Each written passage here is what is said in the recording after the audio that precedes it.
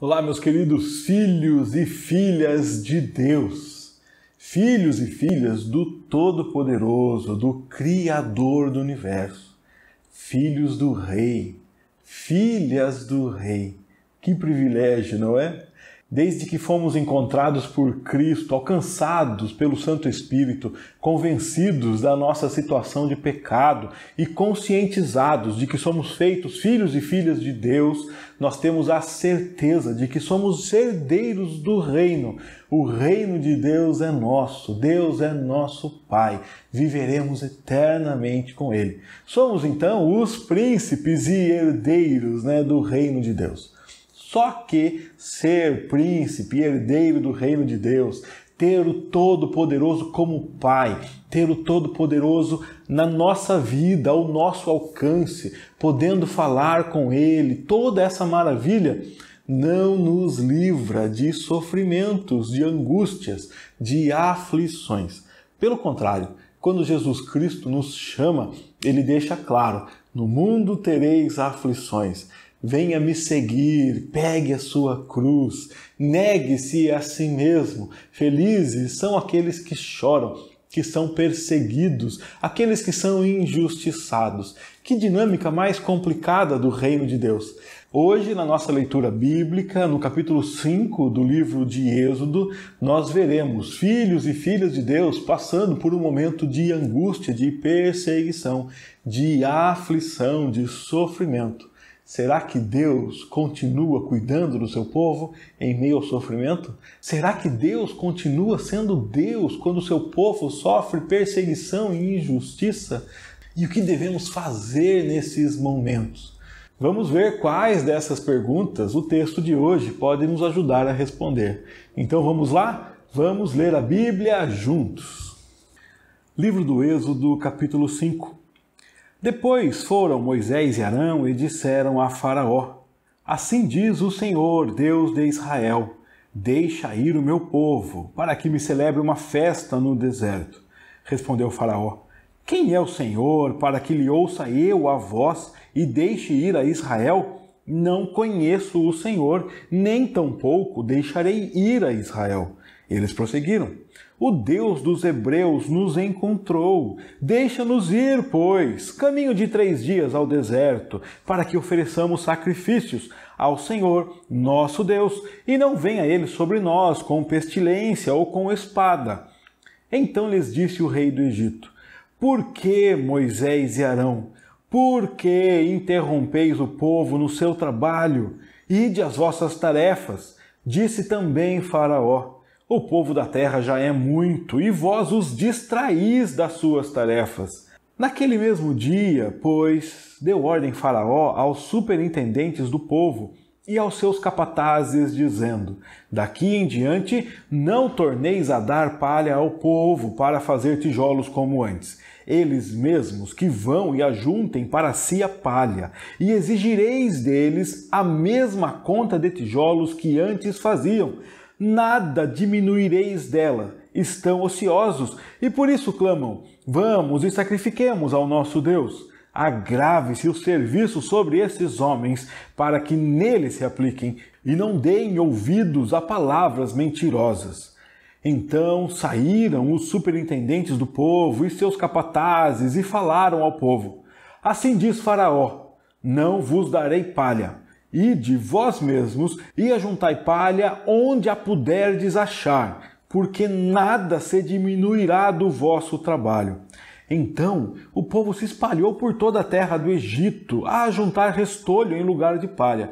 Os superintendentes os apertavam, dizendo: Acabai a vossa obra, a tarefa do dia, como quando havia palha. E foram açoitados os capatazes dos filhos de Israel, que os superintendentes de Faraó tinham posto sobre eles. E os superintendentes lhes diziam: Por que não acabastes nem ontem, nem hoje a vossa tarefa, fazendo tijolos como antes? Então foram os capatazes dos filhos de Israel e clamaram a Faraó, dizendo: Por que tratas assim a teus servos?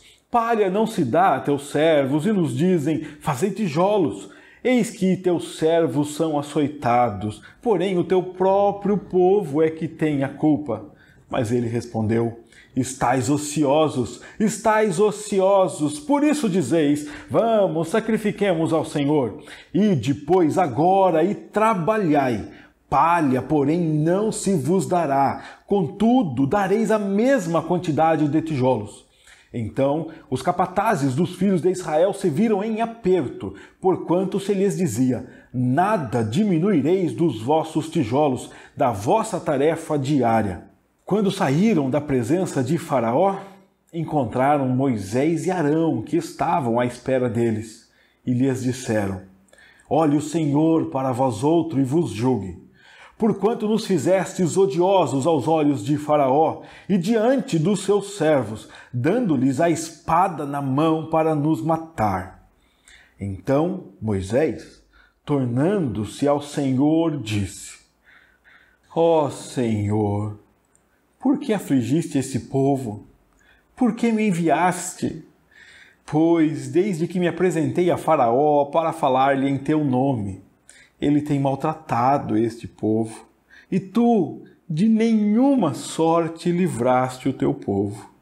Você lembra que desde o início desse livro, Deus vem se revelando, se mostrando, preservando aquele bebezinho Moisés, conduzindo a vida dele, e depois chamando Moisés e comissionando ele para uma tarefa. Deus se revela, Deus se mostra. Tivemos o episódio da sarça ardente, Deus falando. E quando Moisés fala: não, Senhor, eu não sou bom o suficiente, Deus diz: é você que eu chamei, é você que eu vou usar. O que é que você tem nas mãos? Lembra disso? E Deus revela que o poder é dele. O poder não é de Moisés, o poder não é dos exércitos, o poder não é da estratégia, o poder é de Deus. Quem vai cumprir a promessa é Deus. Deus levará o seu povo para a terra prometida porque ele prometeu isso. Ele disse que faria e ele fará. E ele usa servos e servas, como um instrumento para que a vontade dele seja concretizada, o plano dele seja realizado. Moisés, então, vai para o Egito, se encontra com seu irmão e agora eles vão falar com o Faraó. Depois, então, que o povo creu no Senhor, que é o que está acima, Moisés e Arão foram falar com Faraó. E eles falaram isso aqui, ó. Assim diz o Senhor, Deus de Israel. E aqui o Senhor já é o nome Yahvé, o nome que chamamos hoje de Jeová. Você também pode ouvir a referência a esse nome como tetragrama sagrado. Tetragrama porque são 4 letras hebraicas que compõem o nome de Deus. Nós não sabemos exatamente a pronúncia, por isso alguns chamarão de Yahvé, Jeová, Javé, porque essas letras são 4 consoantes e nós não temos certeza quanto às vogais. Pegando essas letras e transliterando para o nosso alfabeto, as letras ficariam YHWH. Não sabemos exatamente a pronúncia, mas sabemos que esse é o nome de Deus. No capítulo 6, nós veremos Deus falando que quando ele se revelou a Abraão, Isaque e Jacó, eles o conheceram como Deus Todo-Poderoso, mas não o reconheceram como o Yahvé, não reconheceram por seu nome. Agora Deus se revela por seu nome, um nome pessoal. O Deus desse povo de Israel, o Jeová ou o Javé. Deus diz quem ele é, ele se apresenta. Por isso Moisés fala, foi Javé, o Senhor, que me falou, deixa o meu povo ir. Quando você encontrar na sua Bíblia Senhor escrito com todas as letras maiúsculas dessa forma assim, é porque na língua original está escrito o nome sagrado de Deus, por isso virá assim, com todas as letras maiúsculas e geralmente o S um pouco maior, mas em caixa alta, todas maiúsculas. O que o Senhor disse? Deixe o meu povo ir, deixe o meu povo celebrar, fazer uma festa no deserto. Faraó respondeu: quem é Javé? Quem é o Senhor? Por que eu devo ouvir esse Senhor? E por que eu devo deixar Israel ir? Não conheço o Senhor, então não deixarei Israel ir. Quem é esse Deus de vocês? Quem é esse Senhor? Quem é esse Javé? Quem é? Eu não conheço seu Deus. Talvez Faraó conhecesse algumas divindades, Dizemos até que os faraós se viam como divindades, mas ele não conhecia o Deus de Israel, não conhecia Javé. Então por que ele obedeceria, receberia ordens de Javé. Olha como Moisés chega falando para ele: assim diz o Senhor, ou seja, tem uma ordem para você. O que Faraó vai fazer? Faraó vai oprimir o povo e vai mandar dizer: assim diz Faraó. Faraó vai dizer: eu é que tenho poder sobre vocês e esse Deus não tem poder sobre mim. Faraó entende aqui como uma ameaça, uma afronta. Quem é esse Deus para me dar ordens? Eu é que mando. E isso não é de se espantar, porque quem não conhece a Deus não conhece o seu poder, não imagina de quem está falando. O Faraó reconhece que ele tinha autoridade no Egito para fazer qualquer coisa. Então Moisés e Arão vão tentar explicar: esse Deus que nos encontrou é o Deus lá dos antepassados que vieram para cá, é o Deus do povo hebreu, né? Moisés e Arão continuam falando para Faraó, né? Eles prosseguiram: o Deus dos hebreus nos encontrou. Então deixa a gente ir por 3 dias. Vamos caminhar 3 dias no deserto e vamos oferecer sacrifícios. Sacrifícios ao Senhor. O Senhor é nosso Deus. Para quê? Para que Ele não nos puna, para que Ele não mande pestilência, para que Ele não venha com a espada. Faraó, deixa a gente ir adorar a Deus. Nós vamos caminhar no deserto 3 dias, entrar no deserto para adorar a Deus. O plano, então, não era de uma saída do Egito definitiva. O plano inicial era para mostrar que esse povo deveria ir prestar culto a Deus. Faraó não reconhece isso e virá agora a história de aperto sobre esse povo. Então, Faraó, o rei do Egito, disse: por que, Moisés e Arão? Por que? Olha, essa repetição dá aquele lamento, né? Por que vocês estão fazendo isso? Por quê? Vocês estão interrompendo o trabalho do povo. Vão trabalhar vocês dois estão muito parados, muito ociosos aqui, vá às suas tarefas. E Faraó disse também: o povo já é muito grande e vocês estão distraindo esse povo das tarefas. Enquanto Moisés e Arão dizem que o povo deve se concentrar na adoração a Deus, ir ao deserto para sacrificar e adorar, Faraó fala: esse povo tem que produzir para mim, esse povo tem que beneficiar a mim, esse povo tem que engrandecer a mim, não se preocupar em adorar a Deus. E ele diz também para Moisés e para Arão: vocês estão muito parados aí, vocês estão muito ociosos, vocês estão atrapalhando o povo, vão trabalhar vocês. Faraó está preocupado com a conduta daquele povo, com a produção daquele povo. Faraó está preocupado para que aquele povo produza riqueza para o reino do Egito. Não que aquele povo produza a adoração a Deus, que aquele povo vá manifestar a adoração ao Deus deles. Faraó institui aqui uma disputa entre ele e Deus. O povo não vai servir a Deus. O povo vai continuar servindo a mim, mesmo que o serviço a mim seja mais dificultoso, seja apertado, como ele vai apertar, esse povo deve continuar me servindo e não servindo a Deus. Então, naquele mesmo dia, ou seja, assim que ele fala, né, com Moisés e Arão, Faraó deu uma ordem aos superintendentes do povo e fala: vocês não darão palha ao povo. Eles mesmos que ajuntem a palha, mas vocês vão exigir deles a mesma conta, a mesma quantia de tijolos que eles faziam antes quando vocês davam a palha. Não diminuireis nada. Sabe por quê? Porque esse povo está ocioso, E é por isso, porque eles não têm o que fazer, eles estão ociosos, é por isso que eles estão clamando: deixa a gente sacrificar ao nosso Deus. Vão deixar mais grave, mais pesado o serviço sobre esses homens. Para quê? Para que eles se apliquem no serviço e não deem ouvidos às palavras de Moisés e Arão, que são palavras mentirosas. Qual é a mentira que Faraó está acusando Moisés e Arão? O que é que Moisés e Arão disse para ele? O Deus de Israel nos procurou, veio até nós, nos encontrou. E Faraó duvida que esse Deus exista e que esse Deus procure seu povo e que esse povo tenha que adorar a Deus. Então o plano de Faraó é colocado em prática. Os superintendentes, os capatazes falam ao povo e dão um recado de Faraó: não vou dar palha para vocês. Vocês mesmos procurem a palha onde vocês puderem achar, porque não será diminuído o trabalho. E o que aconteceu? o povo foi atrás por toda a terra do Egito, por toda a terra do Egito, a juntar restolho em lugar de palha. E os superintendentes apertavam o trabalho. Vamos, acabem a sua tarefa, façam como quando vocês tinham palhas. E eles não acabam, eles não dão conta. Então os capatazes dos filhos de Israel são açoitados. Os superintendentes de Faraó tinham colocado capatazes sobre o povo, líderes deles mesmos, sobre eles. E esses líderes são açoitados. Os superintendentes diziam aos capatazes: por que o povo não acabou a tarefa? Ontem não acabou a tarefa, hoje não acabou a tarefa. Por que não estão fazendo tijolos como antes? E eles então sofriam o açoite. Esses capatazes dos filhos de Israel, eles foram falar com Faraó, clamar, dizendo: por que você está fazendo isso conosco? Você não dá palha, vocês nos mandam fazer tijolos, nós não conseguimos e somos açoitados. Mas a culpa não é nossa, é o povo que tem a culpa, porque nós não temos palha. Olha o que Faraó responde para ele: vocês estão ociosos,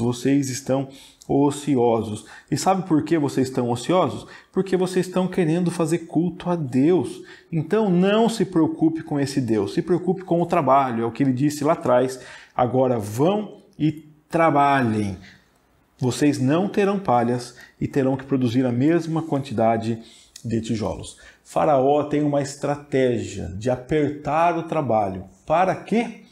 Para que esse povo não pense mais em adorar a Deus. Para que esse povo não pense mais em ir prestar culto a Deus. Para que esse povo se concentre apenas no trabalho que está fazendo. A estratégia dele é: quanto mais trabalho eu der a esse povo, quanto mais atividade eu der a esse povo, quanto mais esse povo tiver que se concentrar nas obrigações aqui, menos esse povo se concentrará na adoração a Deus. Gente, parece que nós estamos falando dos nossos dias, não parece? Se eu falar dessa estratégia para você sem ler o livro de Êxodo e falar que existe uma força contrária a Deus, que está fazendo com que as pessoas se concentrem mais no trabalho, que está obrigando as pessoas a trabalhar mais, a se concentrar mais no trabalho, porque assim elas olharão menos para Deus. Você vai achar que eu estou falando do dia de hoje, vai achar que eu estou falando de alguma força maligna presente no momento.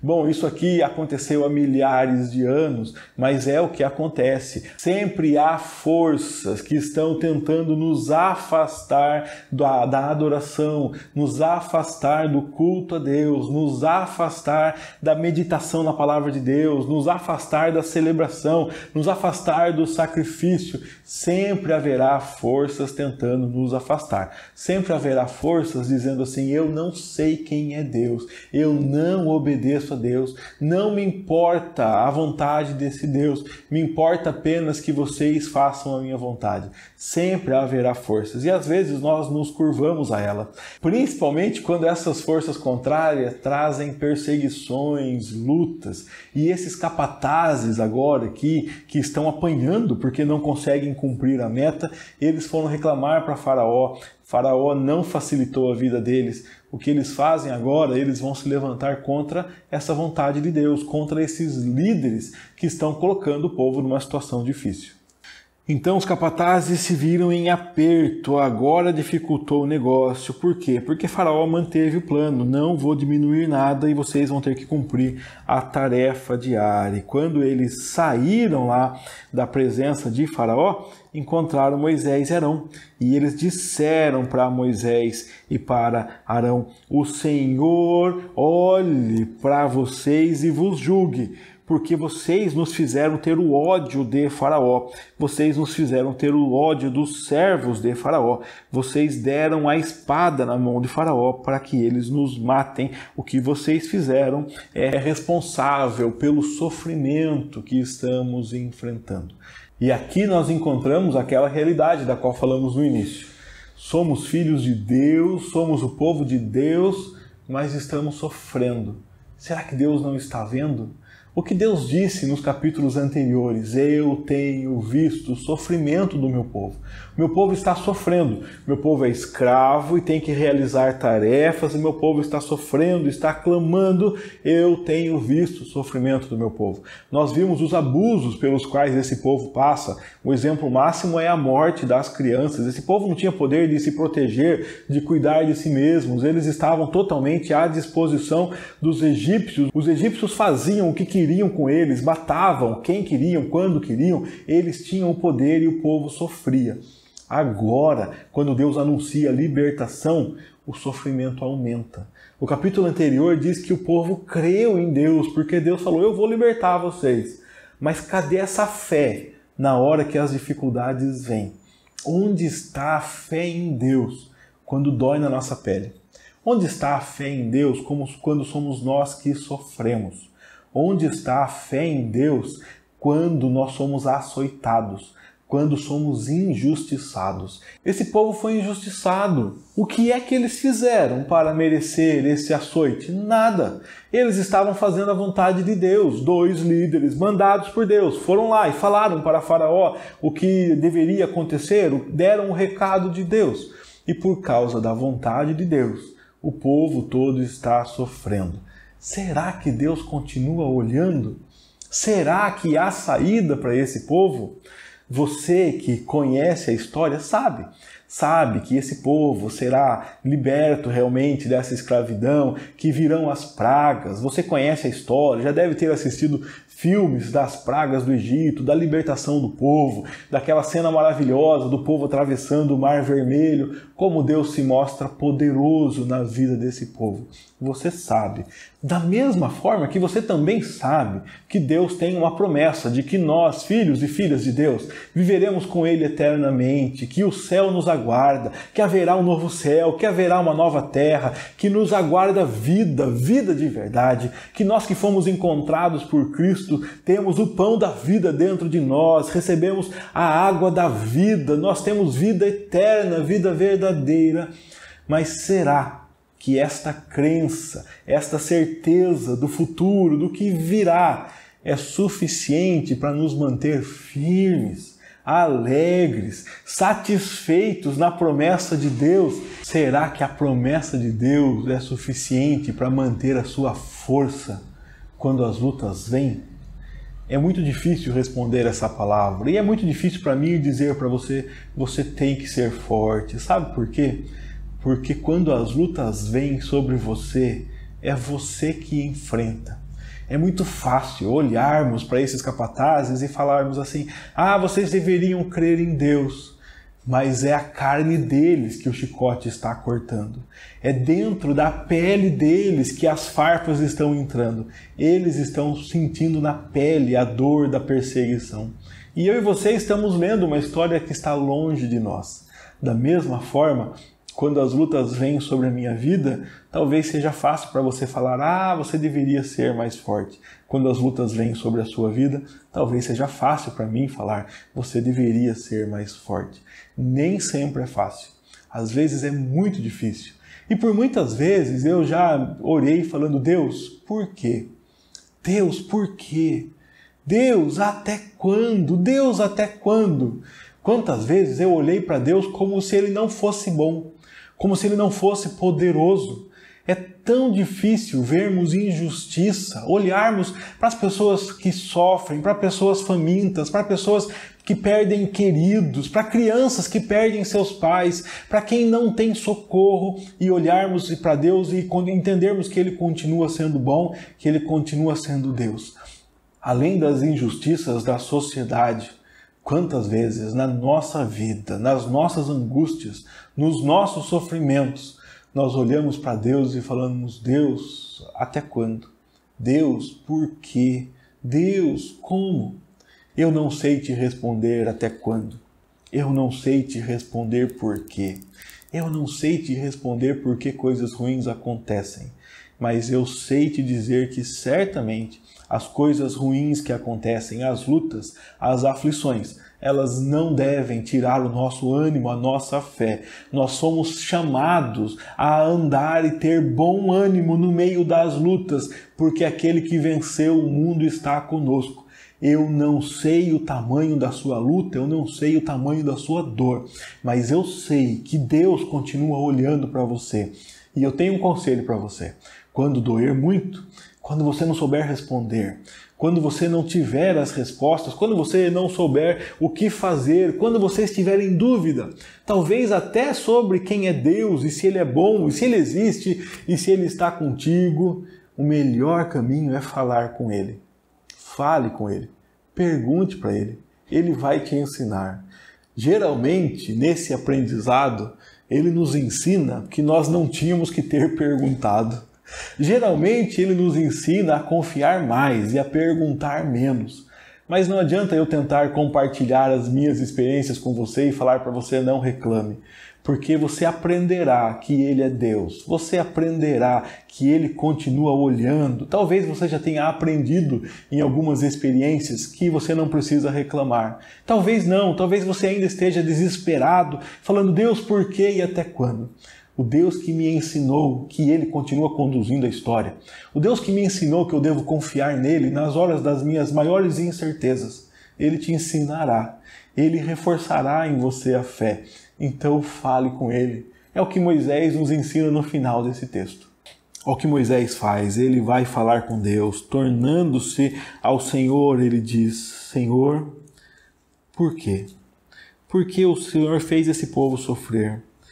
Olha a dúvida dele aqui, por que o Senhor me enviou? Eu imagino Moisés falando assim, eu falei para o Senhor que eu não era bom, eu falei para o Senhor que eu não era a pessoa certa, eu falei para o Senhor que não ia dar certo, por que o Senhor me enviou? Olha só, Deus, tudo deu errado, desde que eu vim, desde que eu falei com o faraó, desde que eu falei no nome do Senhor, porque o Senhor falou que era para dizer que o Senhor tinha mandado. O faraó tem maltratado esse povo. E Deus, o Senhor, até agora, o Senhor de nenhuma sorte, o Senhor livrou o seu povo. Até agora o Senhor não fez nada para livrar esse povo. Esse povo continua sofrendo. Moisés vai falar com a pessoa certa. Moisés vai entregar suas dúvidas, suas incertezas, suas inseguranças na mão do Senhor. E Deus vai ensinar Moisés.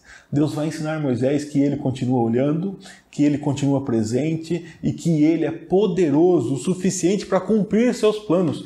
Os seus planos jamais serão frustrados. Da mesma forma, Deus me ensina e Deus te ensina de que Ele continua conosco, continua cuidando de nós. O que esse texto nos ensina? Faça a vontade de Deus. Faça o que Deus está mandando você fazer.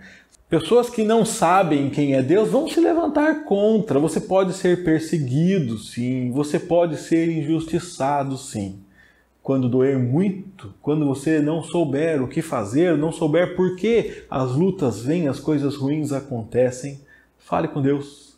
Reclame para Ele, não reclame para outra pessoa. Converse com Ele e você verá que Deus se revelará a você. Que Deus vai te ensinar a confiar mais nele. Você precisa confiar mais em Deus. Eu preciso confiar mais em Deus. Porque Ele está presente, Ele está agindo, Ele está olhando e Ele vai livrar seu povo. Esse povo que está chorando aqui é o povo que ouviu a voz de Deus. Moisés que está chorando aqui é Moisés que ouviu a voz de Deus. Ele deveria confiar mais em Deus, mas é falho, humano, duvida, tem insegurança. Deus é tão paciente que fala conosco até em meio às nossas inseguranças. Deus é tão paciente que nos ouve reclamar e chorar e perguntar por quê. E no meio desse processo aí, Ele sempre se mostra, se revela, até que nós entendamos e tenhamos a confiança estabelecida nele, certos de que Ele continua conosco, conduzindo, guiando os nossos passos, fazendo a sua vontade. Veja Deus na sua vida e que Deus se mostre a você. e que no meio das inseguranças você corra para Ele, que Ele é a fonte certa, Ele é a resposta vem dEle, a segurança vem dEle. Deus abençoe você, Deus firme os seus passos, Deus te fortaleça, te dê bom ânimo no meio das angústias, que você corra para Ele e você certamente sairá mais crente, mais fiel, mais estabelecido, mais seguro, porque Ele está contigo. Um grande abraço, até o nosso próximo estudo, se Deus quiser.